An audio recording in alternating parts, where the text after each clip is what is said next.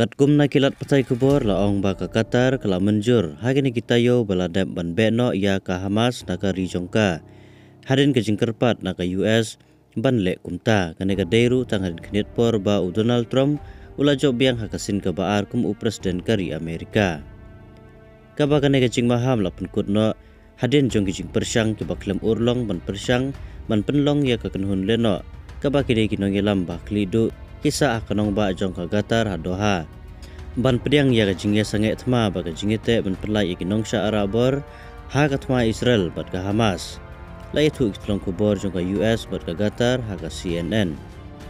da kajing persyang ban pensange ya ka thma ka blalong kamat ka bokong santam jong presiden Joe Biden ka bla sakut slam kihe jong ka US kila pentip sya ki parlok jong ki na Qatar kumba artayo mensua baki dei ban sange no ban ai jakari ya ka Hamas ha kanong ba jongki ka Qatar kala menjur bat kala ai jingtep sya ka Hamas kumba sitayo mensua la yathu kitolong kubor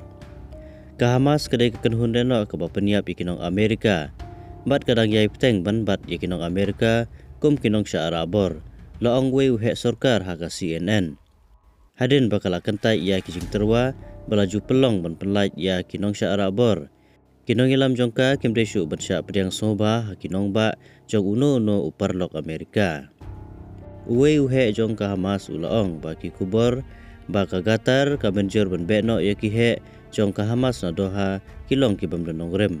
mat kadai ka buit penbor da ka baban rap baya ki jingkeno ki bakum kine laju penpriang mensua klep kisaki sebut ki babiang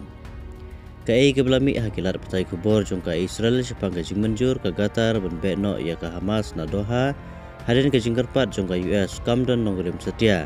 mat kadai tang ka buit penbor ya kane la penbut biang klem kano ka jing pensisa laong wei uhe ka Hamas ha ka CNN ha ka singi sai jan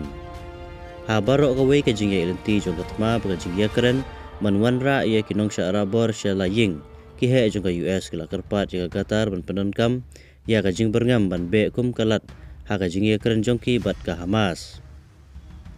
ka jing penslur bakhadu ya ka Qatar ban menjur ban be no ya ka Hamas kala jia dangshan hadin ka jing yap jong hersh kalbak polin upala syarabor na Amerika Israel bat ka jing kentai jong ka Hamas ya ka weipat ban sange ya siat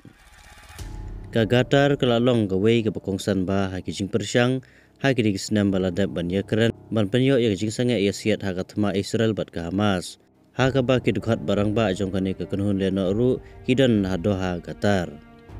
ki breu jong ka Hamas kin sya be no na Qatar bat syano kin leng ompat la mentip ong kilat belum jing tim wei he jong ka US ulai thu ha ka CNN baya ka te ka kenhun syam la ai porshu ban mi no na ka te kari